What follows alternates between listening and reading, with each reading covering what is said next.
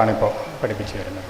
നമ്മുടെ പല ടീച്ചേഴ്സും ഇന്ന് എനിക്കറിയാം അവർ അത്തരത്തിൽ നമ്മുടെ ബേസിക് പ്രിൻസിപ്പിൾസും ദ്രവ്യഗുണവും ഫാർമക്കോളജിയൊക്കെ പഠിപ്പിക്കുമ്പോൾ ചികിത്സയോട് കണക്ക് ചേർത്ത് അതിനോട് ബന്ധപ്പെടുത്തി പഠിപ്പിച്ചു വരുന്ന ഒരു ശീലത്തിലേക്ക് മാറി വരുന്നുണ്ട്. നമ്മുടെ സിലബസ് അങ്ങനെ മാറേണ്ടിയിരിക്കുന്നു. എങ്കിലേ കുട്ടികളിൽ അത് ഇൻട്രസ്റ്റ് ഉണ്ടാവുള്ളൂ. അങ്ങനെ അത് കണക്റ്റഡായി പഠിച്ചു കൊണ്ടുവരുന്ന ഫിസിഷ്യനെ ആ ഒരു രീതിയിൽ ചികിത്സിക്കാൻ കഴിയുള്ളൂ. അപ്പം അതുകൊണ്ട് നമ്മൾ എടുത്തിട്ടുള്ള സബ്ജക്റ്റ് മോസ്റ്റ് റിലവൻറ്റ് വൺ. അതുകൊണ്ട് അത് ഉൾക്കൊള്ളാനും നമ്മൾ വിചാരിച്ച രീതിയിൽ കുട്ടികൾ അതുപോലെ അറിവ് നേടി ഇവിടുന്ന് പോകുന്നതിനും വേണ്ടി എല്ലാവരും ശ്രദ്ധാലുക്കളായി മോസ്റ്റ് പാർട്ടിസിപ്പേറ്റ് ചെയ്തുകൊണ്ടിരിക്കണമെന്ന് അഭ്യർത്ഥിക്കുന്നു. രണ്ടാമതൊന്ന്, നമ്മൾ ചെയർമാൻ ബ്രീഫ് ചെയ്ത പോലെ നമ്മളിതൊരു കോൺക്ലേവ് ആയിട്ടാണ് നടത്തുന്നത്, വൺ മാൻ സൈഡായിട്ടല്ല. ഒരു ചെറിയ സെഷനിലെ സബ്ജക്റ്റ് ഇൻട്രൊഡ്യൂസ് ചെയ്തിട്ട് പിന്നീട് ഡിസ്കഷനാണ് പ്രാധാന്യേന നമ്മൾ നടത്തുന്നത്. എല്ലാവരും നല്ലപോലെ പാർട്ടിസിപ്പേറ്റ് ചെയ്താലേ നമ്മുടെ തദ്വിതീയ സംഭാഷണം പൂർത്തിയാവുള്ളൂ. അതിലെല്ലാവരും പങ്കെടുക്കണമെന്നും ഈ പുതിയ സംരംഭത്തിന് മുഴുവൻ അധ്യാപകരെയും വിദ്യാർത്ഥികളുടെയും സഹകരണമുണ്ടാവും എന്ന് ഉറപ്പ് നൽകിക്കൊണ്ട് ഈ പരിപാടിക്ക് എല്ലാ അഭിവാദ്യങ്ങളും ആശംസകളും അർപ്പിച്ചുകൊണ്ട് നിർത്തുന്നു. നന്ദി. Thank you, sir. Now I invite Dr. T.K. Uma, Principal, Government Ayurveda College, Tripunithura, to hand over the memento and Dr. Sunil John to receive the same. Now I welcome Mohammad Hisham, Convener, Program Committee, Shraddha National Students Conclave 2015 for word of thanks. Respected dignitaries on the dais and on the venue, and my dear friends, it gives me a great pleasure to see such a crowd who has come here only because they love the science of life. As mentioned in the presidential address, the chairman noted that when we had the vision of conducting such a program, we had the idea to create an event in which we share the ideas and convey the ideas of pure Ayurveda through discussion. And when we look to the topics, Am and Shrodhas, we know that these two topics about which we need a clear-cut ideas for a better treatment. And we wish to give you, all those participants, all those students and all those doctors who participated in this conclave, to give a better crystal clear ideas about these topics. So I wish you a good program ahead, and let me move on to my duty.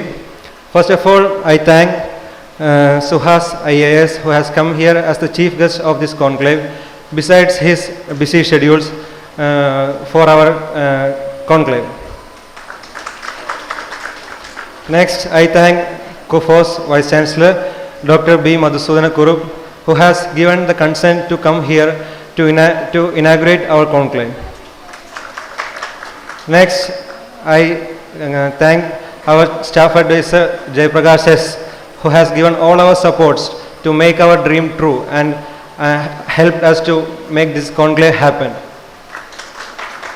Next, I thank our hospital superintendent Dr. A.G. Prasanna Kumari and Dr. Sunil John, who has given best wishes for our conclave. Next, finally, I thank all those students and doctors who has came here to make this conclave true, and wishing you a good program ahead. Thank you. Thank you. And by this, the inauguration ceremony ends. Rasayanas, that will become why rasayanas are being useful in all these conditions, that we will discuss as the last slide. So before going to that, we have to understand some of the fundamental mechanisms of our disease concepts. Okay, that is introduction to AMA. Okay, next. See, when we are talking about the disease concepts of Ayurveda, I don't think that we cannot approach the conventional level of organization of our body. We have several level of organizations. Okay, the first of all, the gross level of organization, you have your hands, you have your legs and all. And below that you have the organ system, or the system level of organization is there. Then you have tissue level of organization. Then you have cellular level of organization. And now you have molecular level of organization. Everything is taught and everything is researched and everything is taught on the basis of DNA level or molecular level or biotechnological language of diseases. Okay, but as far as Ayurveda is concerned, while we are discussing about the disease occurrence and the disease pathology, we have to use a totally different level of organizations. Okay, and I don't know from where this level of organization start. From whether it starts from the whole body or start from the organ or start from the atoms or molecules, that I don't know. That probably we will discuss it in another conclave on Padartha Vijnana. But still, see, when the cellular level of organization, after the cellular level of organization, we can have the dosha level of organization. And we can have two pathways. The one is the dosha level of organization, next comes the bhuda level of organization, the panjabhutik level of organization, and that ends up the guna level of organization. Believe me, the most important level of organization that we are dealing is the guna level of organization. And we can have another system of organization that started from the dosha level of organization, coming to the dhatu level of organization, then comes the sroto level of organization, again comes the rasa level of organization. Suddenly there may be a question that, sir, there is the dhatu, it comes the, there is also rasa dhatu. Okay, I am not talking about that dhatu there. I am talking about ahara sara, or that is the most important thing. That rasa I am mentioning there. So rasa level of organization. That also ends in guna level of organization. So the fundamental principles of Ayurveda lies in the fact that in order to treat or in order to diagnose or in order to identify Ayurvedic principles, the basic sharira that you have to deal is which sharira? Guna sharira. So we have to talk in terms of gunas. Why? Because gunas are the primary tools to identify a dravya. What is a dravya? Dravya is nothing but something which is having guna and karma. Actually, karma can also be explained in terms of guna. Like a child is running child. What is a running child? Running child, even though it is a karma, we are expressing in terms of guna. So guna is the most predominant sharira that Ayurveda dealing with. So once we start to understanding everything in the level of sharira, this guna sharira, that will be much more easier to understand our science. Okay, next. You know all these equations of diseases, right? See, what is this equation? Ruksha plus Shida will cause Vadakopa, right? What about Ruksha plus Ushna? This is Guna Sharira, nothing but Guna Sharira. What is Ruksha plus Ushna? Vada Chayam. So Chayam, Viparita Viryam. But Samana Viryam will cause Vadakopa. Next comes Tikshna plus Ushna. Tikshna plus Ushna will cause Pitta Kopam. That you know, because Ushnam is the inherent Virya of Pitta. Okay. Then what about Kapha? What about Shleshma? Sniktha plus Shida, that is the inherent property of Shleshma, will cause only Shleshma Chaya. Okay. You need the opposite Virya, that is Ushna, to cause Prakopa of Shleshma. So this equation you have to keep in your mind. So there is a dualism of disease occurrence in Shleshma. Why? If Shleshma, if Shida Guna in Shleshma increases, that will cause the Skannatva, that is a solidification of Sniktha Guna. I don't know the term solidification is exact to that, but still I don't have another word. So solidification of Sniktha occurs. That will cause a Srodorodham. Okay, that will cause Vadakopa and diseases. So the Srodorodhajanya Vadakopa, the predominant guna associated with Shleshma is the Shida Guna, that is causing Srodorodha. So that is the one dimension of disease causing due to Shleshma. The next thing is Shleshma Paitiga Vigaras, in which Ushna is taken from Pitta and there is a Vilayanatva of Shleshma and it will cause Shleshma Paitiga Vyadis. So there is a dualism in disease occurrence by Shleshma. You got it? So the simple thing I want to convey you that your Sharira as per Guna, as per the concept of Guna, your Sharira is made up of Sniktha Guna. You have learned that Sneha Saro Ayam Purushaha. Your Shariram is nothing but Sneha. You are taking food, but every time you are taking food, you are isolating Sniktha from that Ahara Sara. Okay. The basic thing is that in order to extract that Sniktha Guna, what you need? You need always Ushna Guna. Because Ushna Guna alone can cause the Vilayanatva of Sniktha. Okay. Once Ushna Guna cause Vilayanatva of Sniktha, Chala Guna, that is Vayu, can take away all these rasa, and rasa can be propelled in your body.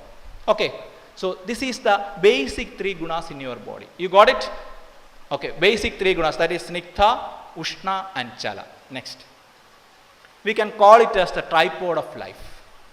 All the gunas, all other gunas are controlling and regulating these 3 gunas to maintain your life. Because every time if you want rasa to be circulated in your body, you need the help of Ushna. Not only Ushna, you also need the help of Chalaguna. And one more thing you need to propel rasa throughout your body. What is that? It is nothing but Srodhas. So today we are talking about not Ama and Srodhas. Physiologically, when we talk about rasa and Srodhas. Okay. So that's why Snehasaro Ayam Purusha. Then the next Sharira is Srodhasam Samudaya Eva Purushaha. Okay, so I want you to forget all the systemic level of organization, cellular level of organization, and you identify your body only in terms of Srodhas and Rasa. Okay, Srodhas and Rasa. For continuous propulsion of Rasa throughout your body, you need Ushna attached along with Rasa. That's why you have each and every Srodhas, you have Srodho Tattvagni. Okay, you got Srodho Tattvagni. So Srodhas are nothing but heated channels for the circulation of Rasa. Rasa Ayana. Ayana means Sanjaram. Rasa Ayana means Rasa Ayana. Okay, so this is the fundamental physiology that we are facing. We have only 3 gunas, Sniktha, Ushna and Chalaguna. I think this principle is somewhat clear for the students, right? Okay, next. This is nothing but the Rasa Sharira. Okay, what is the Rasa Sharira? Rectum is equal to Rasam plus Ranjaga Pitta. This principle you have to keep in your mind. Rectum nama Ranjaga Pitta and Rekti Grudu Rasam. Okay, Rasam is nothing but Sleshma. Ranjaga Pittam is nothing but Pitta. So rectum is nothing but Sleshma and Pitta. Every time when I ask you what causes the vitiation of recta, suddenly the reply is that because of Asrayi Bandham, Pitta is causing the vitiation. No, recta is always vitiated by Sleshma Pitta. Sleshma Pitteshu Tal Pradushyadi. Okay. Then comes Sleshma and Pitta. Then you see Rasa is Shida and Ranjaga Pitta is Ushna. That's why rectum is Ashidoshna. Ashidoshna and Asamhadam. Okay, so every time Rasa is circulating in your body through recta.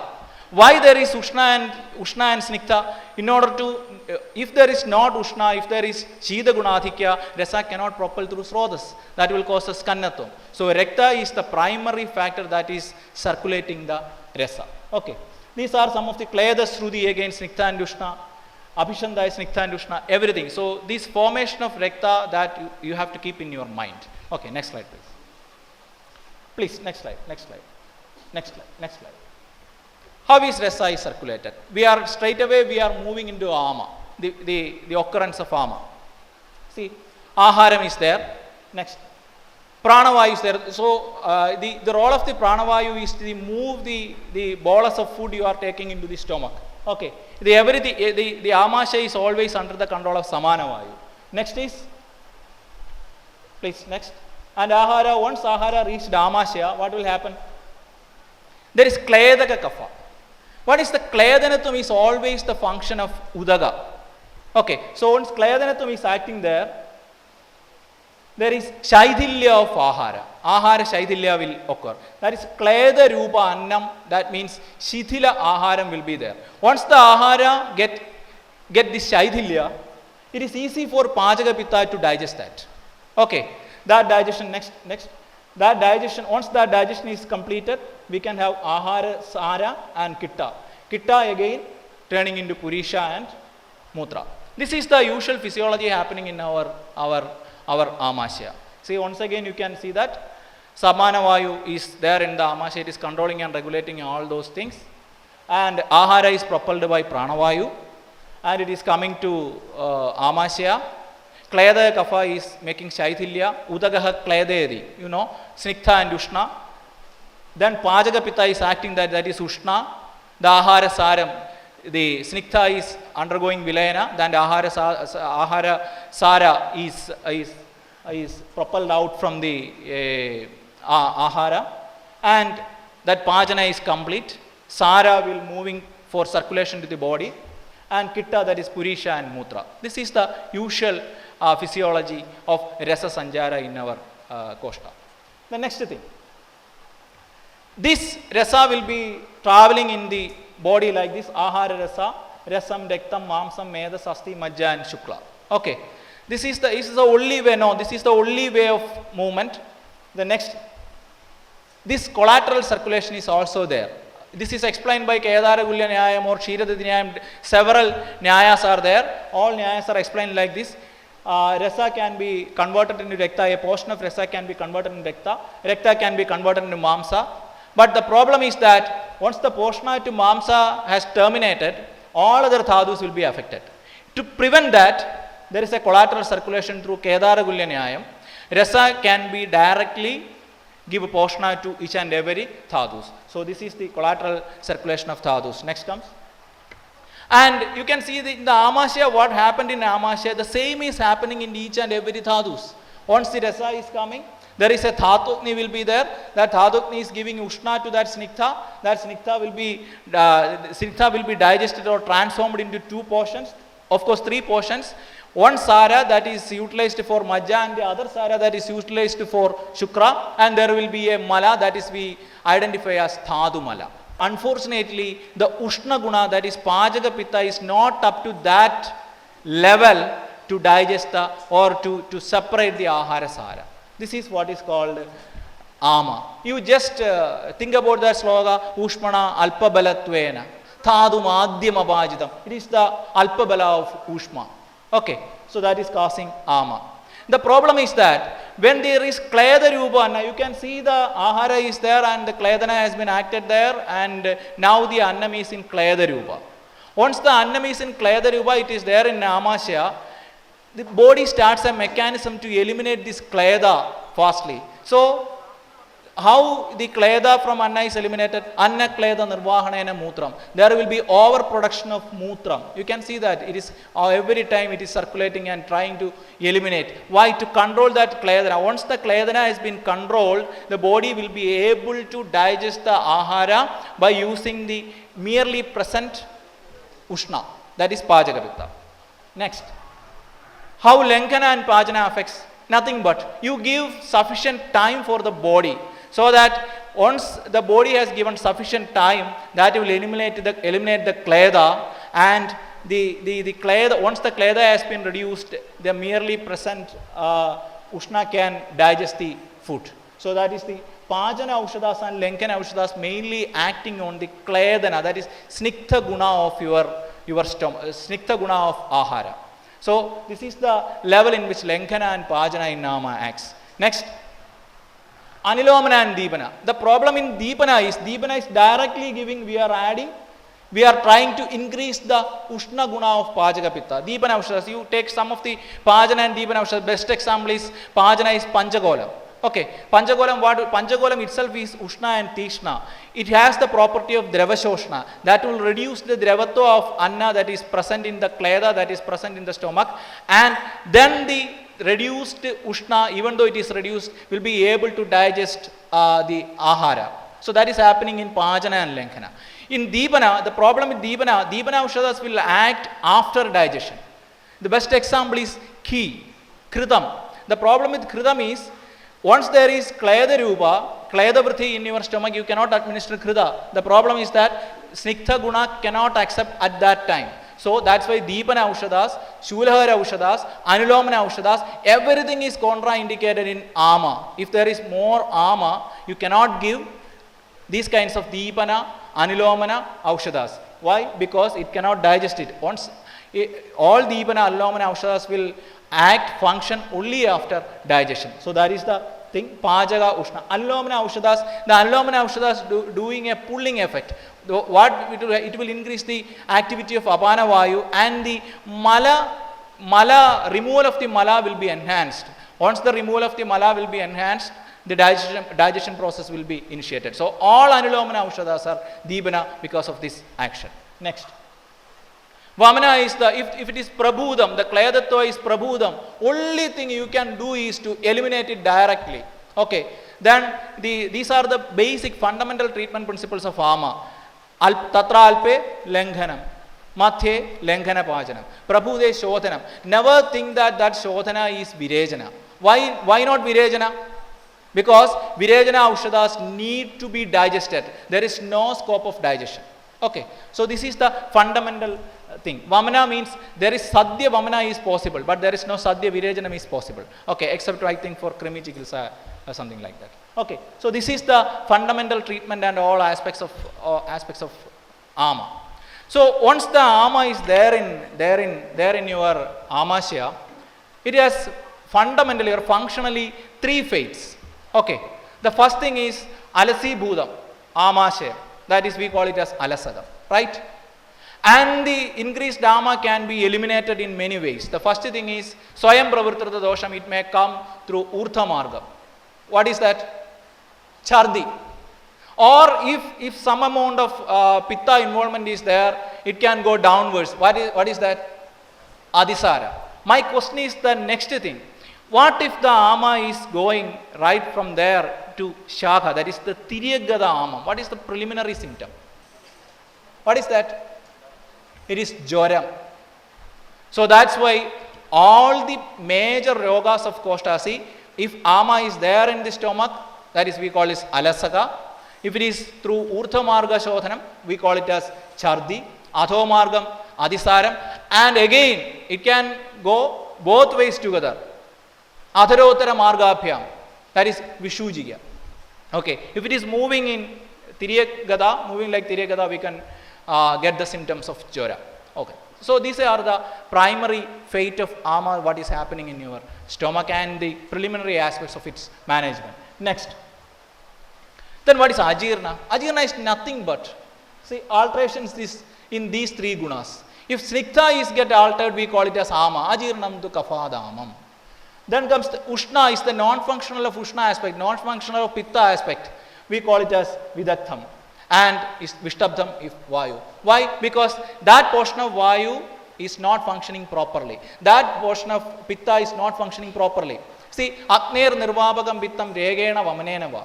It is explained. There is a Pittam which cannot enhance Agni. That kind of an Pittam is possible. That has to be eliminated properly. Okay, so this is Ajirnam. So the major thing is that Ama is based on the functioning of Shleshma dosha. Okay, next. Then you know the Samanya Samprapti, once Ama has been formed, this is the Samanya Samprapti. You move it fast, it will come. Sanjayam, Pragopam, Prasaram, and Sthana Samsrayam, everything you know. And you can see that the first Kriya Kala, second Kriya Kala, third Kriya Kala, fourth Kriya Kala, again. Okay, Sanjayana Amrita Dosha, Labandina Uttaragadi. You have learned that as far as possible you have to win every disease in the earliest Kriya Kala. Okay. And there is another Gadi, you can see that Ashya Abhagarsha Gadi, you see that from the Prakriti Avastha, Ama can be transferred through the excessive activity of Vayu to any of the Shakhas. Okay, that is Ashya Abhagarsha Gadi. That is not the discussion of this topic. So I am moving ahead. Next. So you have learned that what is there in the Koshta, see, once there is Ushmana Alpa Belatvam, the possibility of Sniktha Guna to accumulate in Amashya is there, what we call as Ama, right?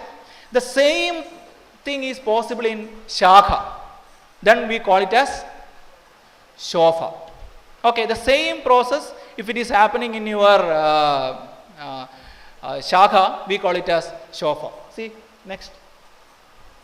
So every time a particular dhatu is affected, you can see the Malarupa vritti of dhatu. The best example is in Kamala, you will get netra, yellowish discoloration of your netra, because Majja, Pittasrita Majja will cause yellowish discoloration of your eye. Why? Because Snikthatva is the Mala of Majja. So it is always the Malarupa vritti occurs same. So when we talk about this, you can see that Shakhasrita Ama, we can call it as Shofa, right? Right? The same process, what is happening in the stomach or the amasya, when it is extrapolated to, when it is applicable to the dhatu level, we can call it as shofa. Okay. Then again, you can talk the reverse, it is also right. Koshtashrita shofa is again ama. Okay. So, shakashrita ama is shofa and koshtashrita shofa is ama. Surprisingly, the treatment of both having the same principles.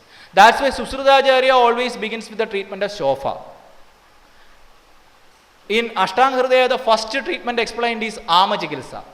And in Chikilsa Sana, it is Jwara Chikilsa. Why? Because the first indication of Tiryagada dosha lies is explained through Jwara. So Jwara Chikilsa, Shofa Chikilsa, Ama Chikilsa, and surprisingly all Sandarpanajanya Roga Chikilsa all holds the fundamental principles. When it comes to Dhatu, the treatment principle slightly alters. Why? Because usually the Shodhana Margam, what we call Shodhana Margam, what are the Shodhana Margas we possess? We have mouth is one Shodhana Marga, anal canal is another Shodhana Marga. Okay, these are the common Shodhana Marga. If it is moving to Shakha, it is Shodhana Marga Vivarjyam. Shodhana Marga Vivarjyam, we call it as Tiryagadam. It is nothing but it is away from Shodhana Marga.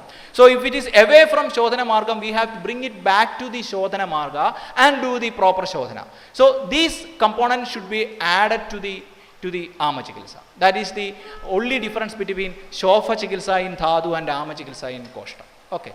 I think it is a little bit boring, no? It is definitely. Okay. I am also struggling. Next. This is the usual treatment principle. Every time we have to start the Sama Chikilsa or Shofa Chikilsa or whatever treatment with not Deepana Pachana, change it as Pachana Deepana. Pachana Deepana should be the first approach. Okay. Then why Sneha and Sweda?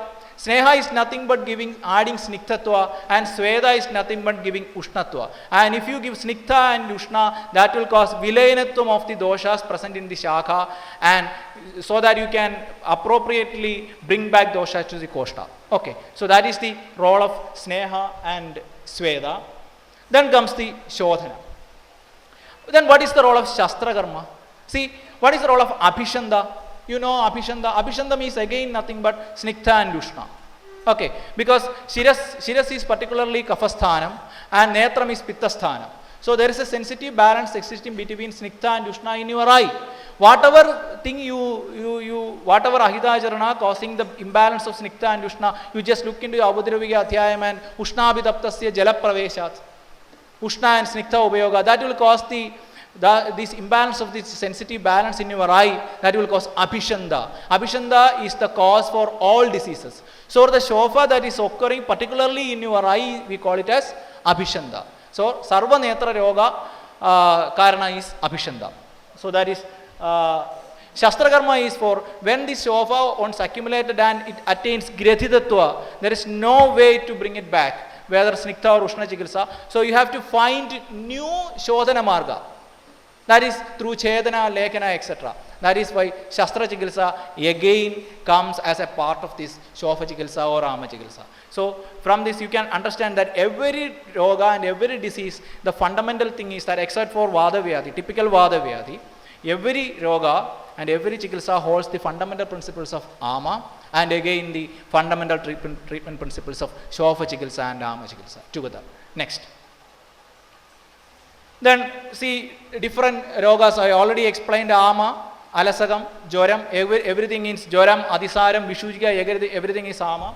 But when you go to Abhishanda from Netra Yoga, Granthi, Arbudam, everything is the Grathida Shofa or Grathida Ama causing Granthi, Arbudam, etc. etc. So these are all the different phases of Ama itself, all kinds of diseases. Next. Key factors. These are some of the key factors of our daily living. You have to keep all these factors in mind to prevent Ama or to treat Ama, whatever it is. See, look at that, Vyayamam. See, Ayurveda is a science which has given immense importance to Vyayama, but only one added sentence is there.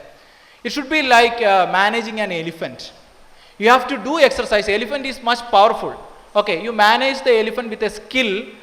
You can use elephant in many ways. But if you mismanage that elephant, that even cause the death of your life.